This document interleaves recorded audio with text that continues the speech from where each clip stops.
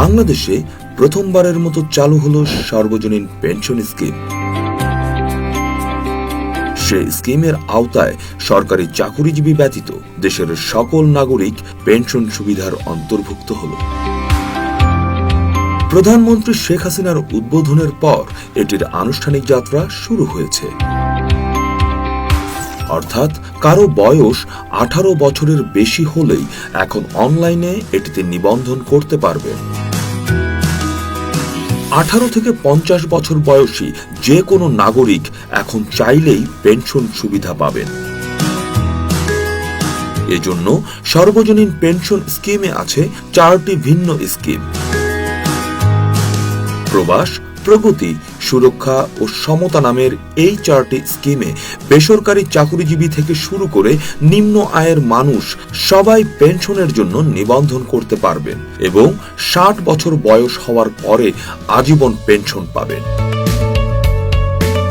প্রবাস শুধু বিদেশে কর্মরত বা অবস্থানকারী বাংলাদেশী নাগরিকের জন্য। এর মাসিক চাঁদার হার 5,000, 7,500 ও 10,000 টাকা করে। ব্যক্তি চাইলে এই চাঁদার সমপরিমাণ অর্থ তিনি যে দেশে আছেন সে দেশের মুদ্রায় দিতে পারবেন, আবার দেশে এসে দেশীয় মুদ্রাতেও দিতে পারবেন। প্রয়োজনে প্রবাস স্কিম পরিবর্তনেরও সুযোগ থাকছে। এই স্কিমে মাসিক সম্ভাব্য পেনশন সর্বোচ্চ 3,44,655 টাকা। প্রগতি এই স্কিম বেসরকারি প্রতিষ্ঠানের কর্মচারীদের জন্য। মাসে 2,000, 3,000 বা 5,000 টাকা করে দিয়ে এই স্কিমে অংশ নিতে পারবেন।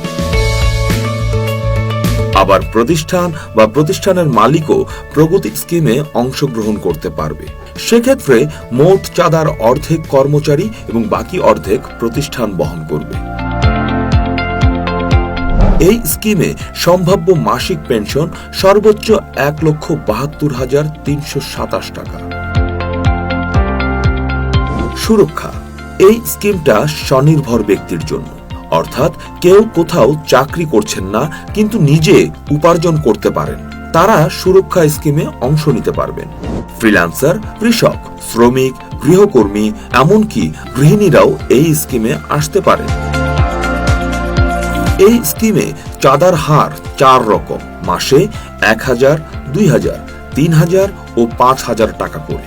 এই স্কিমেও মাসিক সর্বোচ্চ সম্ভাব্য পেনশন 1,72,327 টাকা।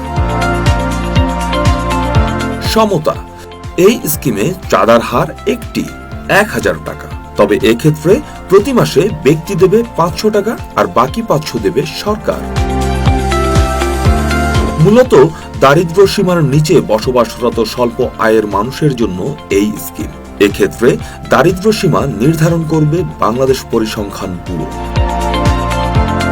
বর্তমানে যাদের আয় এখন বছরে 60,000 টাকার মধ্যে তারাই কেবল এই স্কিমের অন্তর্ভুক্ত হবেন। এই স্কিমে মাসিক সর্বোচ্চ পেনশন 34,465 টাকা। নিবন্ধন করবেন কিভাবে? বিস্তারিত জানতে ভিজিট করুন www.upension.gov.bd। প্রিমিয়াম জমা দেবেন কিভাবে? নির্দিষ্ট ব্যাংক ও মোবাইল ব্যাংকিং এর মাধ্যমে টাকা জমা দেওয়া যাবে। প্রতি মাসে 3 মাস পর পর এবং বছরে একবার এই 3 ভাবে টাকা জমা দেওয়া যাবে।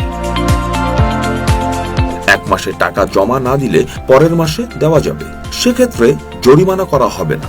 এর বেশি দেরি হলে প্রতিদিনের জন্য 1% জরিমানা গুনতে হবে। টানা 3 মাস জমা না দিলে অ্যাকাউন্ট স্থগিত করা হবে। পেনশনের সুবিধা কি? 60 বছর বয়স থেকে পেনশন পেতে শুরু করবেন। যতদিন বেঁচে থাকবেন ততদিন পেনশন পাবেন। জমা করা টাকা থেকে চাইলে সর্বোচ্চ 50% ঋণ নেওয়া যাবে, যা প্রতি মাসে কিস্তিতে ফেরত দিতে হবে।